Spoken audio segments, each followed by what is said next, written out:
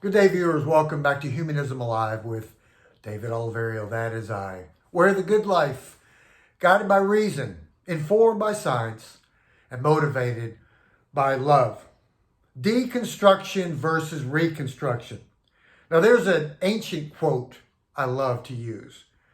The secret to change is to focus all of your energy not on fighting and deconstructing the old, but rather take those energies on building the new. Now, there's a grocery store chain here in Texas called HEB. We live here in Austin. Right down the street, they are constructing a new building, a new HEB grocery store next to the outdated one. The outdated one continues to provide the needs of humanity, continue to sell food and goods, but it's old, it's outdated. Its outdated technology needs to keep up with human ingenuity. Now, the demolition crew did not come to completely knock down the old building because it's still in use. They're building a new and better one right next door. And it resembles the old one, but better, more advanced, more modern. Now, fighting the old. And we know what the old is as non-believers. And many of the believers know that a lot of the stuff in their books, the Bible and the Quran, is outdated and old. They know they have to continually change to keep up with modernity. So let me tell you a little secret. At my age, I've been doing this stuff for years.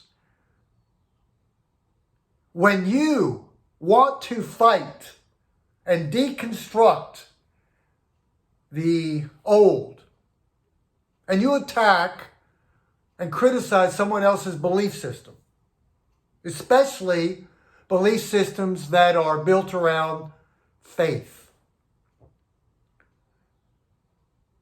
A thing called blowback. I learned that from my friend, Fred Thompson.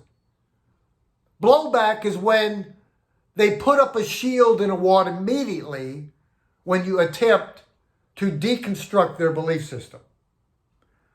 Now, I've learned this the hard way, talking to people that continue to hold on to these faith-based religions. In the years ago, I was a deconstructor type person. And I'm telling you a little secret, what actually happens in their mind, because many of us used to be there. I used to be one of those guys. It only strengthens their faith, because they will interpret your attack, your deconstruction mode, as persecution. Blessed are those who are persecuted for my name's sake, for great shall your reward be in heaven. I don't know how many times I used to approach people with this mode, with this technique, and it was a blowback. They interpret it as, I'm doing something right. I'm being persecuted because I have a close relationship with a particular God. Now, fighting the old. Let's take this energy to build a new. A new and a better building being constructed right next door.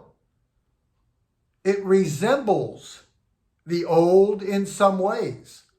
And you know my idea on this, being a former Christian preacher. I was a church planter. There's a lot of good stuff that they do. They've mastered the community and other things, minus the supernaturalism.